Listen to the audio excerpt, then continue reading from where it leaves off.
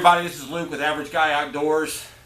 This is Lucas, he's going to be joining me tonight. On this one, guys, I kind of wanted to just talk about how it was to go to plan our moose hunt. Me and a couple of my buddies are headed to Alaska in September. Right now it's currently like January the 11th, I think. It might be the 12th. But a lot of information is not out there on like how to get this started. I know there's a lot of like gear dumps and stuff like that I found on YouTube and that guys have posted and stuff, but there wasn't a lot of information out there on how to plan it and like what goes into the planning process. So I kind of wanted to just go over that with you. This will be part one of a couple of videos as we're getting ready for this and as stuff starts coming together and whatnot.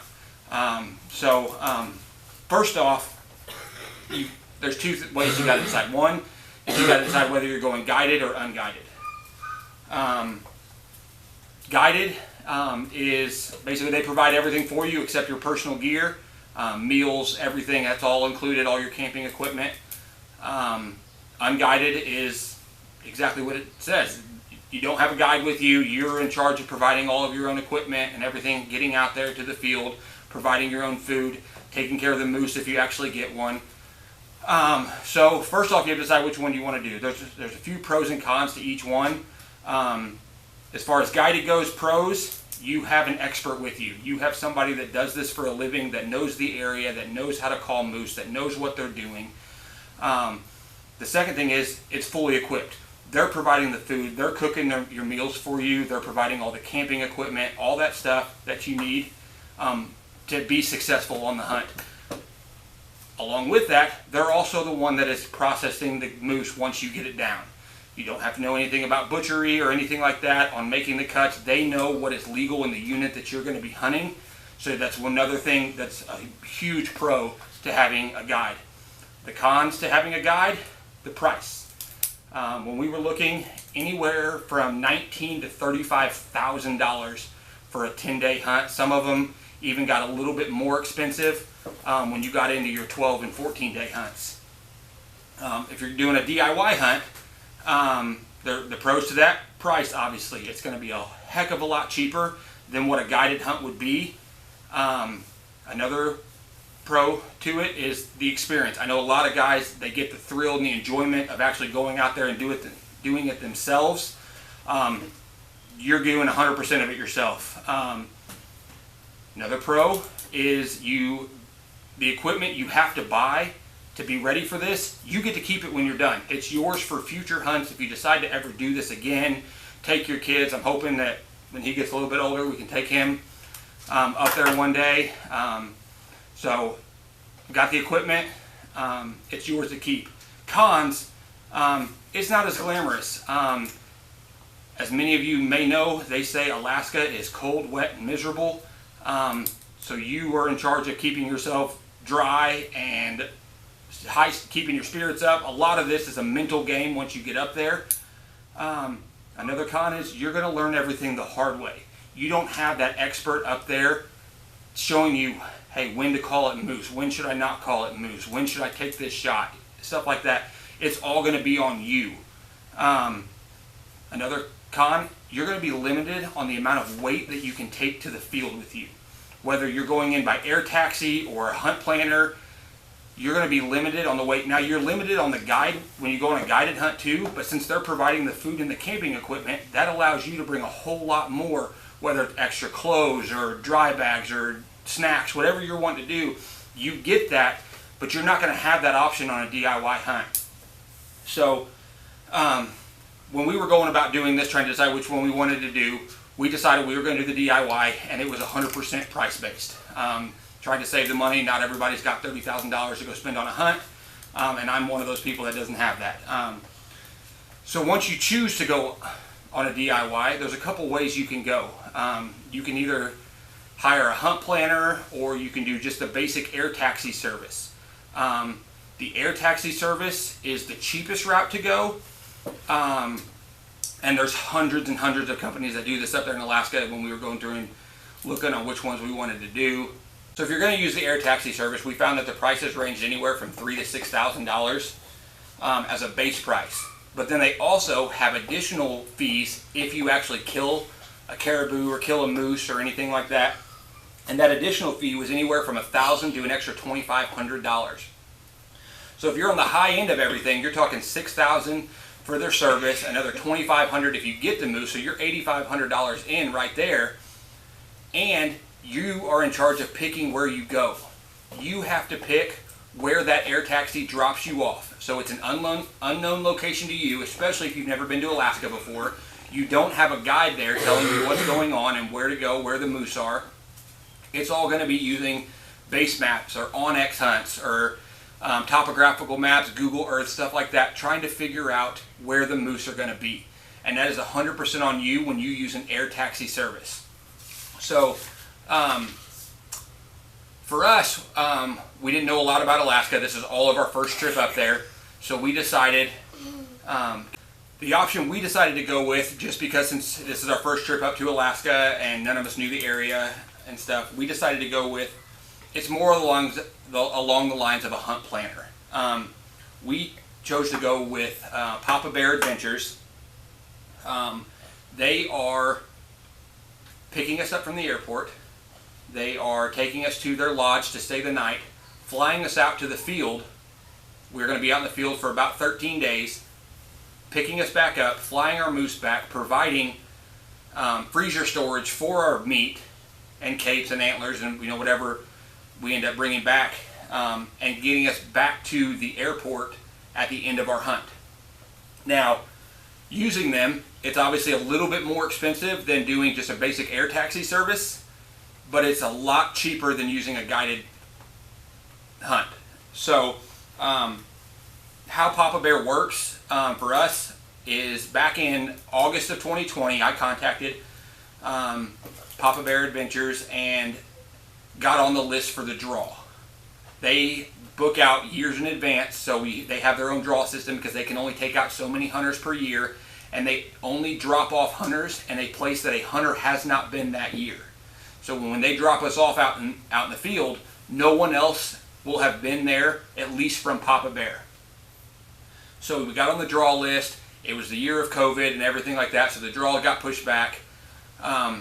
About a year later, it was in September of 2021, I got an email from them saying that, hey, we're doing the draw. It's going to be, it was like November 27th of that year, and they said to be paying attention to your email, because if you got drawn, an email was going to be going out saying, hey, congratulations, you've been successfully drawn.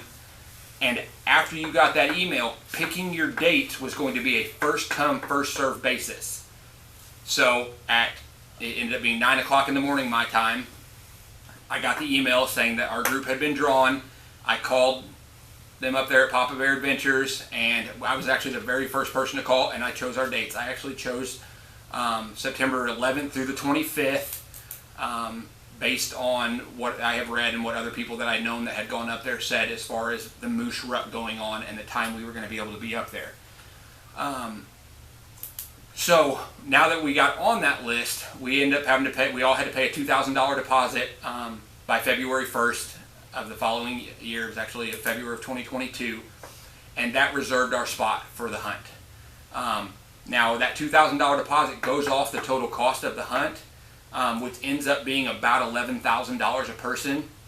But included in that $11,000 a person is they're providing the tent, they're providing the transportation out there, they're providing the cots, all the camping and cooking equipment, propane tanks, and they're actually providing a raft or boat or whatever is needed for that particular area that they drop us off in. And the best thing that I think, in my opinion, that they're providing is they're actually going to fly over the area prior to our hunt and scout for moose for us. So they're not going to put us in an area that doesn't have moose, because they want us to be successful, because they want to be able to post the pictures, and they want us to pass it on to our friends because they want more business too. The more of their clients that kill moose, the more business they get in the end. So that is huge for me, not knowing the area, having somebody scout ahead of time for us to find moose, because when we're flying in, if you don't know Alaska, you can't hunt the day that you fly in. So if we see moose from the plane as we're going into land, we can't go hunt that day. So it works out that day we're going to be able to set up camp and learn the terrain a little bit and whatnot. when we get there, so our hunt will actually start the following morning after they fly us out there. So now that we had chosen that we were going with Papa Bear Adventures, we've got that booked. We all sent our deposits in. Now we have to get to Alaska. So we started looking at, just, hey, what does it cost to get to Alaska? Flights and prices and baggage fees and stuff like that. And there's so many different airlines that fly up to Alaska, and you can choose what you want to do. But for us, we actually ended up going with and one of the guys going with me got the Alaska Airlines credit card, and using that, if he spent so much money within the first so many days of him having it, he got 50,000 miles to use on Alaska Airlines. Well, having an Alaska Airlines credit card, you also get one companion ticket per year for like $150. It might be $120, but it's still super cheap. And then we also get 2 free checked bags per person. So with that 50,000 miles that he was able to get from spending the money, he's actually booking his ticket for free from St. Louis to Bethel, where we're going to be flying out of. It's actually going from St. Louis to Seattle to Anchorage to Bethel, because there's no direct shot to Bethel because it's a small airline or a small airport. But then my ticket's only $150 for me. The other guy going with us has a lot of miles through Southwest, and he's actually going to be flying up there and meeting us in Anchorage, using his miles and stuff like that. But the fact that we get 2 checked bags a person, I've got all my gear weighed in a big giant duffel bag. I actually bought the Kuiu Waypoint, the big duffel bag, and I'll go into that in another video. But I can get every bit of my gear, food, clothes, my pack frame, everything in that bag. And then I have a Pelican Vault gun case. It's a double rifle case. So me and one of the guy flying with me are both putting our rifles in there. So he is going to have 2 checked bags available, and then I've got my duffel and the rifle case as my checked bags. And then we both obviously get our personal item or carry-on that we get. So now that we had figured out how we were going to get to Alaska, choosing our flights, everything like that, the big thing is to figure out what you're going to do with the moose if you actually get one.